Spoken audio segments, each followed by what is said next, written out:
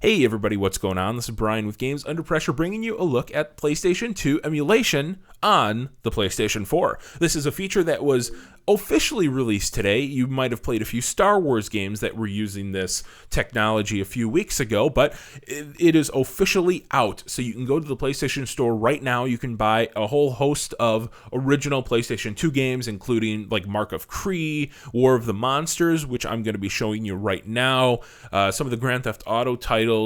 There are some good games to choose from. Unfortunately, the games are relatively pricey. They start at $10 and they range up to $15. And to make matters worse, if you purchased the PlayStation 2 Classics on the PlayStation 3, those don't transfer over, even though they're basically the same thing. So that's a little disappointing. You also can't just pop in your PlayStation 2 disc into the PlayStation 4 like you are able to do with the Xbox One and Xbox 360 games. You have to buy these games again if you want to play them on your PlayStation 4. Now, depending on your attachment to a particular game, that might be fine. But in some cases, if you purchase the original game, if you purchase the PlayStation 2 Classics on the PlayStation 3, and now you're buying it again, you're purchasing the game 3 separate times, which is a little bit of a bummer. But if you like a game, why not? I'm checking out War of the Monsters today, and as you can see, the game runs in 4:3. Even though there are some black bars right now, the aspect ratio is 4:3, which is it mimics the original aspect ratio of War of the Monsters, because back then we didn't have widescreen HD TVs. So even when the video is in 16:9, which it is right now, it doesn't stretch to fill the screen. It's still running in 4:3. You can see just how low res a lot of these CG intro videos are. It's pretty rough. It's pretty rough. Now, the game itself looks fairly decent. It definitely is. It sticks close to the original. It is authentic in that way.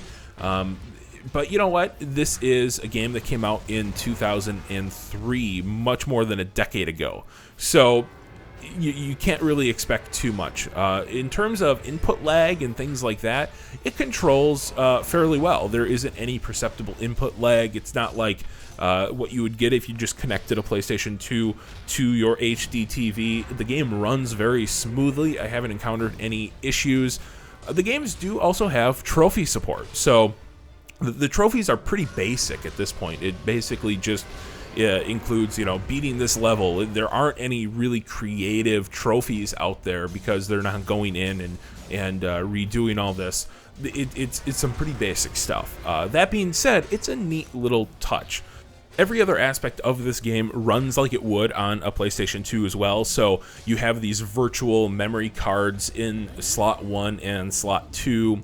You don't have any other options, though, which is a little bit of a disappointment. In some emulation on other consoles, you have the options to select things like anti-aliasing or to smooth things out.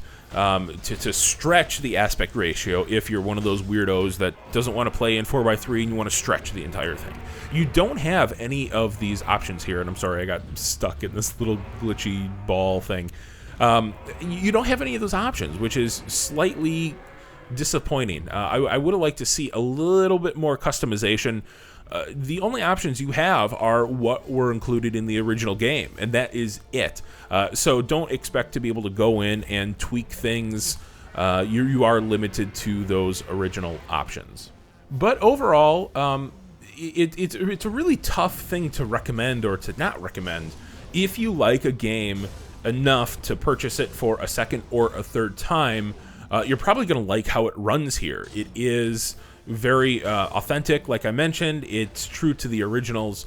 You're not getting anything extra. You're not getting anything taken away. So this is the original game. I'm playing on a 4K monitor, actually, so parts of this game do look really, really rough, so keep that in mind. This, even though it's up-res, the game is still 480p, 480i. So it might look a little bit rough depending on the resolution of your monitor, but it is just the original game. It's pricey at $10 to $15. I think that's a little bit crazy, to be honest, especially when PS2 emulation is coming along fairly nicely on the PC. I think that's a tough sell for most people. But, you know, if you do like a game, dive in. The game runs exactly like you would expect. I haven't encountered any problems, any glitches, anything like that. So, but, you know, it's fairly solid. It's fairly solid. But your mileage will vary depending on how much you like the games that are on offer. So if you like this video, I'd ask that you please subscribe to my channel. That is going to allow me to keep bringing you videos like this in the future, which I really want to do. And if you've played around with any of the PlayStation 2 emulation on the PlayStation 4, I want to know about it in the comments below. Are you enjoying it? What do you think of the pricing? Is it too much? Is it lacking in customization options? Would you have preferred a little bit more in terms of tweaks that you can make? Let me know. I want to know what you guys are thinking about this. So as always, thank you guys so much for watching, and we'll catch you next time.